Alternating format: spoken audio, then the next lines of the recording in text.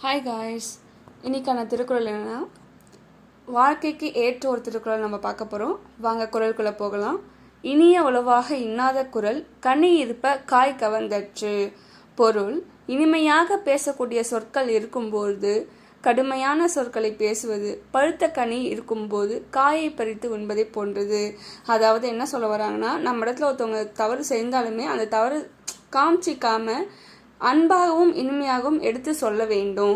அது மட்டும் இல்லாமல் இனிய சொற்கள் உறவையும் நட்பையும் நம்ம வளர்க்க வேண்டும் அப்படின்ட்டு சொல்கிறாங்க. ஓகேவா செல்ல குட்டீஸ், மீண்டும் நெக்ஸ்ட் திருக்குறளை பார்க்கலாம். பாய் பாய். சப்ஸ்கிரைப் பண்ணாதவங்க சப்ஸ்கிரைப் பண்ணிக்கோங்க. பெல் ஐக்கான் சிம்பிளை கிளிக் பண்ணிக்கோங்க. தேங்க்யூ.